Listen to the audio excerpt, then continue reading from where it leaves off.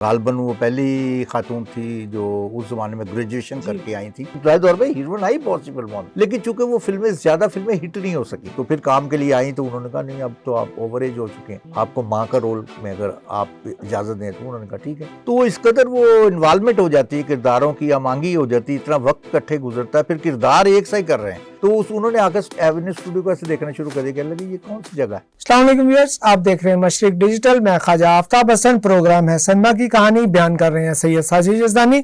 यज़दानी साहब पिछले निस्फ सदी से शोबिज़ सहाफ़त से वाबस्ता हैं और एक तारीख है जो इन्होंने अपनी आंखों के सामने गुजरते देखी है, और सनमा की कहानी में उसी तारीख के चीदा चीदा वाक़यात, आर्टिस्टों की ज़िंदगी के बारे में, उनके फ़न के बारे में और बहुत सारे ऐसे इंकशाफात जो इससे पहले कभी मंजर आम पर नहीं आ सके। यज़दानी साहब वेलकम सर स्टूडियोज़ में। यज़दानी साहब पिछले दिनों में खबर पढ़ रहा था मलका जज्बात बहार के बारे में जी कि इस वक्त वो बहुत अलील हैं, उनकी कोई ज़हनी हालत ठीक नहीं है, भूल जाने का इशू है और इस तरह की बहुत सारी परेशानी वाली बातें कि वो गालबन अपने साहबजादे के पास अमेरिका में मुकीम है। जी तो ज़ाहिर है अल्लाह ताला उनको सेहत वाली ज़िंदगी दे। बहार बेगम एज अ सोलो हीरोइन आती हैं और अपने तवीलुल कामत और अपनी अदाकारी की बुनियाद पे वो, लेकिन मैं जब पीछे देखता हूँ तो बतौर हीरोइन को बहुत ज्यादा काम नजर नहीं आता उनका। आप क्या फरमाते हैं इस बारे में? आपने ठीक कहा कि बहार बेगम जो है वो इब्तदाई दौर की हीरोइनों में शामिल थी। लंबा काद उनका और उनका एक पढ़ी लिखी खातून और फिल्म इंडस्ट्री में। हाँ जी, गालबन वो पहली खातून थी जो उस जमाने में ग्रेजुएशन करके आई थी, तो उस जमाने बड़ा मायूस समझा जाता था। उस जमाने में मैट्रिक पास ही होना काफ़ी तालीम समझी जाती थी, खुसूसन फीमेल आर्टिस्टों के लिए। तो फिल्म में आने के लिए चूंकि जो पढ़ी लिखी ज्यादा होती थी वो किसी और महकमे को ज्वाइन करती थी, सरकारी अच्छी नौकरी, बिल्कुल जॉब में। तो ये एक अच्छे वो स्कूल की फारगुल तहसील थी और बड़ी पढ़ी लिखी खातून थी। उनका लहजा भी बताता था कि वो अच्छी तालीम हासिल कर रखी है और उनकी तरबियत भी बहुत अच्छी है, चूँकि उनका बोलने का अंदाज़, उनकी बात करने का सलीका उन्हें जो आता था वो समझ आती थी। उनकी तालीम और तरबियत दोनों मुकम्मल हुई हैं तब वो इंडस्ट्री में आई हैं। तो वो बताया जाता है लाहौर से ताल्लुक था। जी, लाहौर से, पक्के लाहौर से अच्छा। ये ताल्लुक था। बल्कि इनके वालिद जो थे वो सांदा में रहते थे। ये सांदे के वो जो ज़माने में जिमीदार, वो सारा इलाका जमींदार, तो एक बड़ी जिमीदार की बेटी थी, ये साहबजादी थी। तो उन्होंने अच्छी तालीम, इसीलिए उन्हें तालीम भी अच्छी मैसर आ गई। तो उनकी दोस्ती थी अनवर कमाल पाशा, उस जमाने के जो थे ना लेजेंड, हकीकी लेजेंड। आजकल तो हर एक को नाम के साथ लिखा जाता है, हालांकि लेजेंड लफ्ज जो किसी हर एक के साथ नहीं लिखा जा सकता, जो सदियों में को पैदा होता है एक के साथ। ऐसे ही आप पूरी दुनिया में पढ़ ले, कहीं लेजेंड का लफ्ज आपको, हमारे यहाँ सबसे ज्यादा इस्तेमाल होता है। इंडिया में कहीं कोई किसी पर लेजेंड नहीं लिखा जाता, हॉलीवुड में किसी पर। वो कहते कभी तारीख में कोई एक बंदा जो पैदा होता है उसको लेजेंड कहा जाता है। लेजेंड नहीं, आम करेक्टर रोल कह लें, कुछ कह लें, हीरो कह लें अपने दौर का, लेकिन लेजेंड यहाँ तो हर दूसरा आदमी जो पैदा होता है उसका नाम उसके साथ लेजेंड लिखा जाता है। तो ये हकीकी मैंने वो डायरेक्टर जो थे ना, वो डायरेक्टर आजम थे। पाकिस्तान में जितने भी आज डायरेक्टर हैं फिल्मों में काम कर रहे हैं वो सारे उन्हीं के स्कूल ऑफ थॉट से आए, उन्हीं के स्कूल का हिस्सा है। क्योंकि पाशा साहब के आगे शागिर्द जितने आए उससे शागिर्द दर शागिर्द सैयद नूर साहब और शाहिद राणा था, यानी यहाँ तक जो आए वो सारे, यानी अनवर कमाल पाशा। तो अनवर कमाल पाशा साहब ने देखा इनको, वो उस जमाने में उनका तूती बोलता था, उनका नाम ही फिल्म के लिए काफ़ी था। तो उनके सामने इंडियन जो लोग थे फिल्म साज, वो भी अपनी, उस जमाने में इंडियन और पाकिस्तानी फिल्में खुली चलती थी इधर भी उधर भी, तो वो डरते थे कि पाशा साहब की अगर पाकिस्तान में फिल्म लग रही तो इनके सामने नहीं लगानी अपनी फिल्म, क्योंकि वो धाक बैठी हुई है इनके नाम की काफ़ी है। तो उनकी हिट फिल्में होती थी और उनकी हीरोइन जो होती थी वो सबिया खानम ज़्यादा, इब्तदाई दौर में सबिया खानम, सर नज़ीर और दूसरी आर्टिस्ट, ये लेकिन सबिया ज़्यादा उन्हें पसंद थी। तो उनकी नज़र इंतखाब इन पर पड़ी, तो उन्होंने उनके वालिद से कहा, उनके घर गए हुए थे कहीं दावत में पार्टी, उन्होंने देखो ये बच्ची कौन, मेरी बेटी है, बड़ी पढ़ी लिखी है, तारफ हो, उन्होंने कहा आप इसको अगर इजाज़त दे तो मैं अपनी फिल्म में चांस दे। तो फिर उन्होंने इनको ले आया स्टूडियो में, उनकी तरबियत की, फिल्म के बारे में बताया। चूँकि वो खुद पढ़ी लिखी थी, वो जल्दी पिक कर गई इस चीज़ को, तो उन्होंने फिल्मों में आगाज़ कर दिया। असल परवेज साहब के साथ पहली दफ़ा आई थी, मेरा माही मेरे का फिल्म थी, तो उसमें वो फिर वो फिल्म हिट हो गई, तो पर हिट हो गई। अकमल के साथ भी आई, कमाल के साथ भी, मोहम्मद अली के साथ भी, वहीद बरात सबके साथ दौर में हीरोइन आई बहुत सी फिल्मों में, लेकिन चूंकि वो फिल्में ज्यादा फिल्में हिट नहीं हो सकी, उनकी जो फिल्में आई बतौर हीरोइन सोलो हीरोइन, यानी वो नहीं जी। सेकंड हीरोइन, जैसे शमीमारा के साथ, जैसे फिल्म सुबिया के साथ, जो दूसरी फिल्म सहेली हुई, वो शमीमारा के साथ ही वो सहेली का रोल था, इनका मेन रोल था, तो वो फिल्म हिट हो गई। तो वो ऐसा रोल जिसमें टाइटल रोल हुए लेकिन सेकंड पेयर में हुई, वो सोलो हीरो जो हीरो के साथ आती, वो उनकी फिल्में को अच्छी नहीं गई शुरू वाली, लेकिन ये बाद की फिल्में जो जिसमें वो सेकंड रोल में आई वो बहुत अच्छी गई। तो उन्हें फिर यहाँ हमारे एक छाप लग जाती है, जैसा कि पहले मैंने बताया कि जो एक्टर कैरेक्टर हिट हो जाता है फिर सब लोग उसी रोल में उससे रखते हैं। तो ये सेकंड रोल में अच्छी लगी, हिट हो गई फिल्में, तो इनको फिर समझे सहेली का रोल मिल गया तो सहेली बना दिया गया, दोस्त हीरोइन के साथी, हीरोइन की बहन, सेकंड पेयर में हीरोइन रख लिया गया। हालांकि वो आ सकती थी, मजीद भी अच्छा काम कर सकती थी, मगर चांस नहीं मिला उन्हें। उससे खूबसूरत लड़कियां आ गई नई से नई, और बहुत अच्छा मुकाबला उस जमाने में सर नज़ीर और सबिया के खानम के साथ, वो बहुत बड़ी आर्टिस्ट थी दोनों, उनका मुकाबला आपस में पड़ गया और ये उन दोनों के पार्टों में, यानी चक्की के दो पार्ट में पिस के रह गई। तो ये आगे ना बढ़ सकी, लेकिन बाद में ये काम तो करती नहीं, लेकिन उसी दौरान इन्होंने इकबाल यूसुफ से शादी कर ली। डायरेक्टर थे हिदायतकार इकबाल यूसुफ, जिन्होंने अन्नदाता फिल्म बनाई थी। अच्छा, उनके साथ उनकी एक फिल्म में हीरोइन आई थी, तो वो उनके साथ उनकी शादी हो गई, तो वो फिर फिल्मी सनत को खैर बात क्या गई। हीरोइन का दौर उनका उतना ही रहा जब तक शादी नहीं, शादी से पहले जो गैप हो गई, गैप आ गया, बच्चे हो गए, उसके बाद जब दोबारा उनकी जो आपस में अलहदगी हो गई, तलाक हो गई, तो वापस आई, तो फिर काम के लिए आई, तो उन्होंने कहा नहीं अब तो आप ओवर एज हो चुके हैं, आपको माँ का रोल में अगर आप इजाजत दें, तो उन्होंने कहा ठीक है, जो भी मिले मुझे तो काम करना है, मजदूरी करनी है, काम करना है। तो उन्होंने फिर फिल्मों में काम करना शुरू कर दिया। फिर वो माँ के रोल उन्होंने क्यों माँ के रोल भी ऐसे किए कि फिर तो एक बन गई ना उनकी कि उनके बगैर माँ का रोल उनसे बेहतर कोई कर नहीं सकता। तो पंजाबी के लिए तो वो बेहद जरूरत बन गई। उनके नाम पर फिल्म शेरा दी माँ, जैसे माँ पर भी उनकी फिल्में लिखी जाने लग गई। तो उन्होंने फिर, हालांकि उस जमाने में सबिया खानम थी, नैयर सुल्ताना थी, नबीला थी, बहुत बड़ी बड़ी आर्टिस्ट थी जो माँ के रोल के लिए बड़ी फिट जा रोल्स कर रही थी और बड़ी अच्छी लग रही थी, और मैं रोल बड़ा मेन रोल कर रही थी। जैसे गुनाह और सही में आप देख ले, सबिया खानम देखें, राबते माँ थी, वो नैयर सुल्ताना थी, बड़ा अच्छा रोल किया। लेकिन इन्होंने आगे तो फिर सबको घर बिठा दिया ना, वो सभी फिर इतनी बड़ी बड़ी आर्टिस्ट हैं जिनके पीछे मतलब अच्छी फैमिलीज भी थी कि उनको पीछा करने वाली, यानी आगे बढ़ाने के लिए उनको फिल्म इंडस्ट्री में उनके लोग मौजूद थे।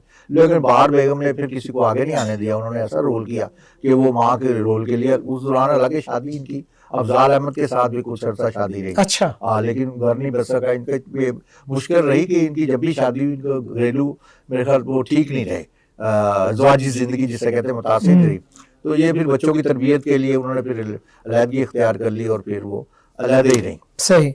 अच्छा यज़दानी साहब, इसमें फिर वो मलका जज्बात का भी टाइटल रहा बहार बेगम के साथ, अब तक है क्योंकि उससे पहले वो मलका जज्बात नैयर सुल्ताना थी। बिल्कुल। तो ये टाइटल की ट्रांसफर कैसे, पंजाबी फिल्मों की वजह से या पंजाबी ज्यादा चूंकि वो तो पंजाबी कम करती थी ज्यादा, वो पंजाबी उर्दू स्पीकिंग भी थी, उर्दू फिल्में ज्यादा, लेकिन उनको लाया गया जबरदस्ती उस जमाने जो है नहीं थी, ठीक खाली जगह वो थी, वो फिलर था एक तरह का। लेकिन उन्होंने फिर भी अच्छा कर लिया, लेकिन जबान में थोड़ा सा उनके ऊपर जाहिर है वो नहीं इस तरह की ठेठ पंजाबी नहीं बोल सकती थी, आई तो जरूर है, लेकिन वो ऐसी नहीं जिस तरह इन्होंने रोल किया ना, फिर इन्होंने तो जान डाल दी ना, ऐसा रोल किया कि वो लोग सुल्तान रही की माँ कहने लगे। हाँ जी, बिल्कुल ऐसे ही। मलका जज्बात बहार बेगम के फनी कैरियर के बारे में यज़दानी साहब अपनी याददाश्तें शेयर करें।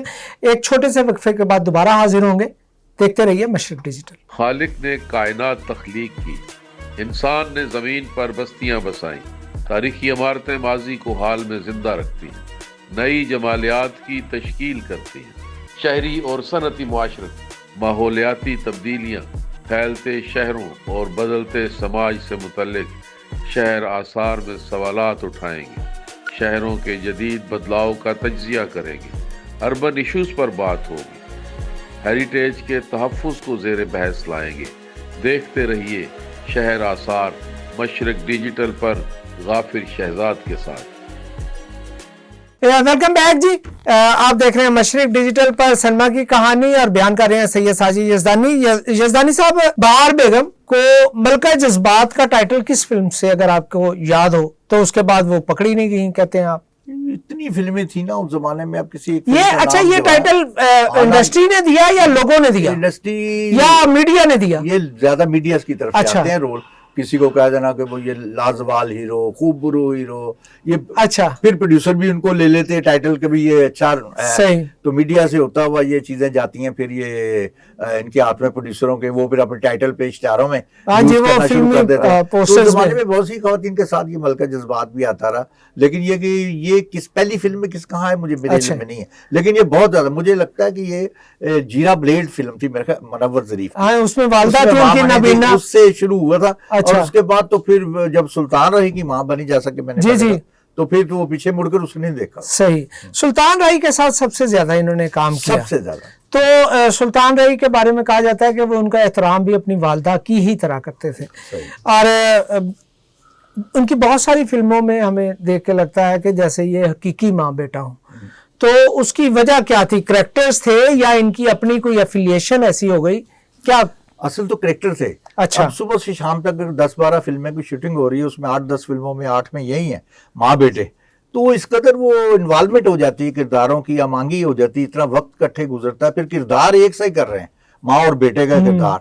तो वो तो जब सेट पर भी बुलाती थी ऐसे इस तरह बेतकल्लफी से बुलाती जैसे अपने बेटे को बुलाती सही। जैसे पंजाबी में वे गाल सुन, हाँ उसने भी पैरों में आगे बैठ जाना, इस तरह पाँव में बैठ जाना, जैसे बेटा उसको सर पर हाथ फेर रही है, वो बैठ के सुला रही है कि जैसा बच्चे करते हैं।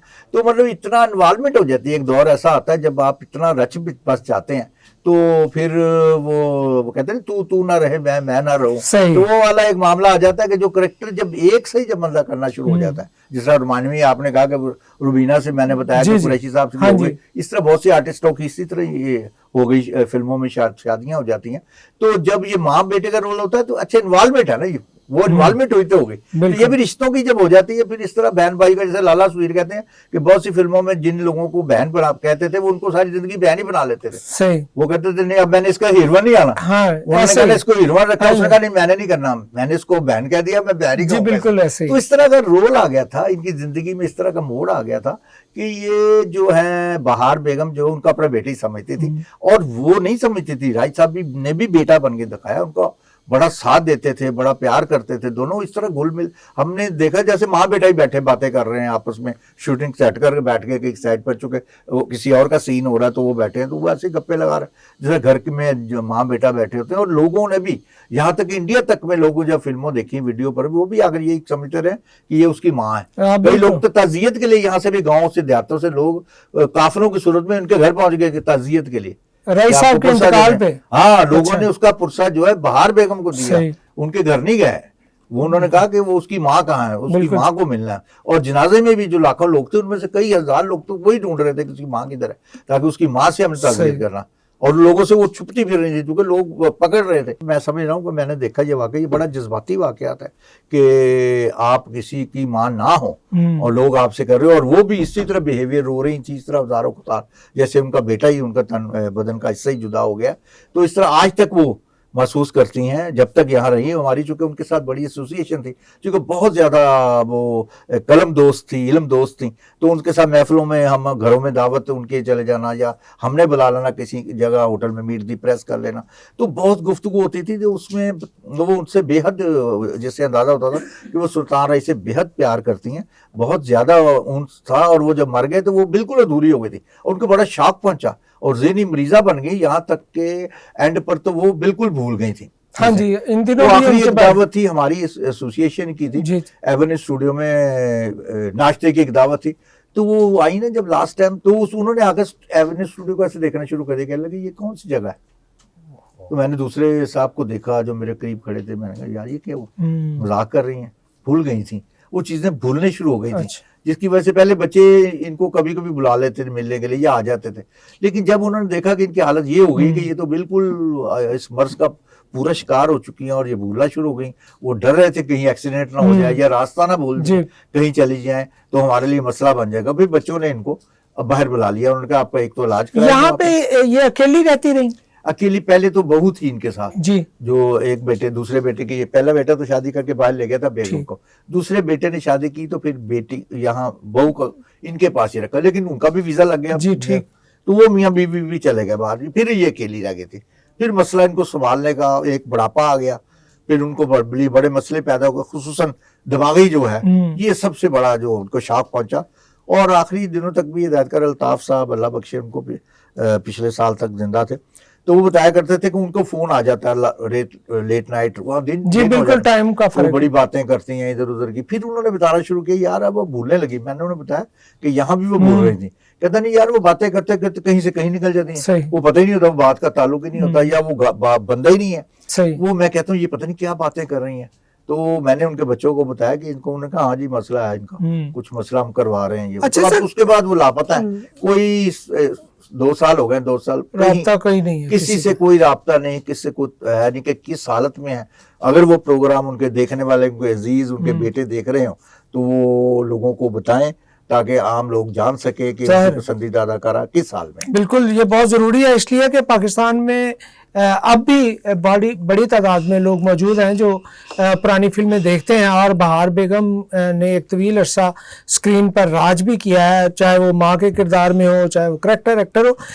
यज़दानी साहब, बहार बेगम ने 2 शादियां की, और जब उन्होंने करेक्टर रोल शुरू किए तो वो अभी जवान ही थी, तो बहुत ज्यादा बूढ़ी नहीं थी, जवान थी बिल्कुल। और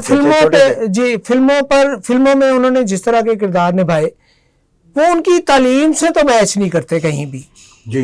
तो उस पर कभी कोई बात हुई है आपकी? हाँ जी, होते पता है क्या, हमारे यहाँ जो फिल्म बना रहे हैं ना, बनाने वाले जो हैं, अब मोहम्मद अली या मुस्तफा कुरैशी भी पढ़े लिखे लोग थे, लेकिन जो रोल उनको मुस्तफा कुरैशी ने सारी जिंदगी की, वो तो बहुत ही बुरे आदमी थे। और खुसूसन पढ़ा लिखा जो बंदा था वो सबसे ज्यादा, वो तो असलम परवेज, तो विलन आया, लोगों से गालियां खाता रहा सारी जिंदगी, तो इससे तालमेल नहीं होती। वो डायरेक्टर को पसंद आ जाए, जो उसके मेयार पर पूरा उतर जाएगा, ये कैरेक्टर मैंने लिखा है राइटर ने, और उस किरदार को वो बंदा करेगा, और वो अगर अच्छे तरीके से कर जाए तो वो लोगों के दिलों पे नक्श हो जाता है। फिर उनकी डिमांड बन जाती है कि ऐसे रोल ही दिया जाए उसे, या वो पसंद करते हैं उस रोल में, वो दूसरा दे तो लोग कहते नहीं यार इसको तो उल्ट किया गया। जैसे राय साहब को अगर किताबें पकड़ा देते थे, लोगों ने उल्टी कर रहा था, वो घंटा से ही अच्छा लगता था उसके ज़हन में। तो बाहर बेगम जो थी वो इसी रोल में के लिए बनी थी, मुझे लगता है, बल्कि जो पहला वक्त टाइम उन्होंने जाया किया सफेद, तो वो वहां के रोल में ही अमर हो गई।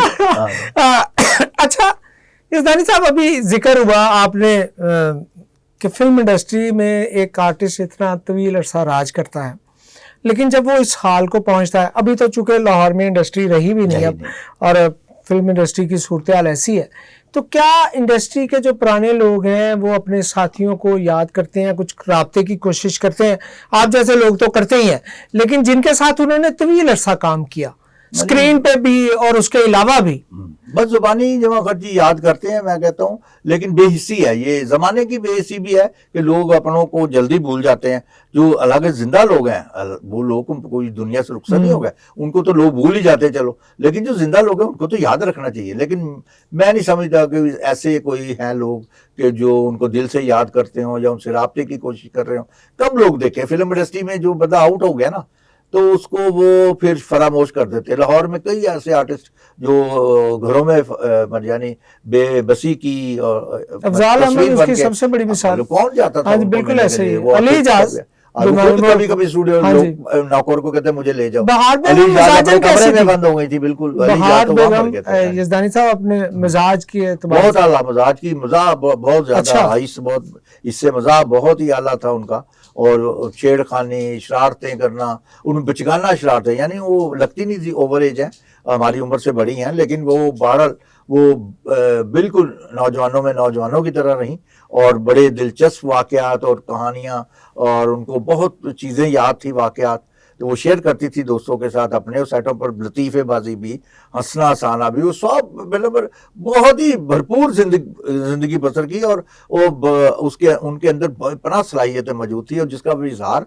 सेटों पर भी करती रहती थी। तकारीब में भी जब आती थी तो वो माइक पर अगर आ जाती थी तो मेला लूट लेती थी जी, उनको गुफ्तगू का हुनर आता था, वो पढ़ी लिखी थी, और उनका सलीकामंद, मैंने बताया ना, उनको दोनों तो इंडस्ट्री में उनकी दोस्ती ज्यादा, एक तो राही साहब से तो उनका फिल्म में करेक्टर ही ऐसा था कि वो उनकी वालदा हवालदारी रही, हवालदारी, उसके अलावा मेल ने तो मैंने बताया ना, जिन लोगों के साथ रहा वो उसके साथ शादी कर ली, जिनके साथ कुर्बत हुई तो उनके साथ तो शादी हो गई उनकी। और अपने तो हमअसर लेकिन अदाकारों, लड़कियों के औरतों के साथ उनकी बड़ी दोस्ती थी। हमअसर सहेलियां अंजुमन जो उनकी बड़ी बेस्ट फ्रेंड थी। अंजुमन हमअसर तो नहीं कह सकते ना, हमन उनके बाद हाँ, गए, उसके बाद। लेकिन वो ऐसे ही लगी जैसे सहेलियां हैं दोस्त, अच्छा। मतलब वो हमअसर ही लगी। ठीक। वन लीली के साथ भी उनका रहा, शबनम के साथ भी, हालांकि शबनम के साथ एक दो फिल्में की, सही। लेकिन इतना प्यार कि अब जब शबनम आई थी पिछले बरस तो सीधा यहाँ गई थी 2 साल पहले जब भी जी आई जी। थी, तो वो उनको मिलने गई थी बाहर बेगम को घर में, कि मेरी वो बेस्ट फ्रेंड है जो कि जिंदा उन लोगों में सही। से वो है। तो जिन लोगों के साथ उनकी दोस्ती हुई या सलाम दुआ हो गई, फिर वो जिंदगी भर वो राब्ता नहीं टूटा, चूंकि वो एक उसके सार में कैद हो जाता था। उनकी बात करने का मैंने बताया ना, सलीका भी था, तरीका भी था, इल्म भी था, हुनर भी था, एक कशिश भी थी उनके अंदर। बिल्कुल ऐसे। आपने देखा होगा, आपकी एक प्रोग्राम में भी आई थी, जी, वो जी। उसमें बहुत नहीं, इसमें कोई शक नहीं, वो बहुत उम्दा गुफ्तगू हाँ, तो- फरमाती थी, हाँ, तो बिल्कुल। इसलिए- और इंडस्ट्री में बहुत कम ऐसे पढ़े लिखे लोग थे, उनको याद हाँ, जी। किया जाना चाहिए और करते रहना चाहिए, बिल्कुल। उनकी बातें करनी चाहिए और उनको कोशिश करनी चाहिए उनसे राब्ता हो जाए। बिल्कुल। व्यूअर्स, ये था आज का सलमा की कहानी सैयद साजिद यज़दानी की जुबानी। आइंदा तक के लिए इजाजत, एक नए आर्टिस्ट के साथ, एक नई कहानी के साथ दोबारा हाजिर होंगे। अल्लाह निगहबान।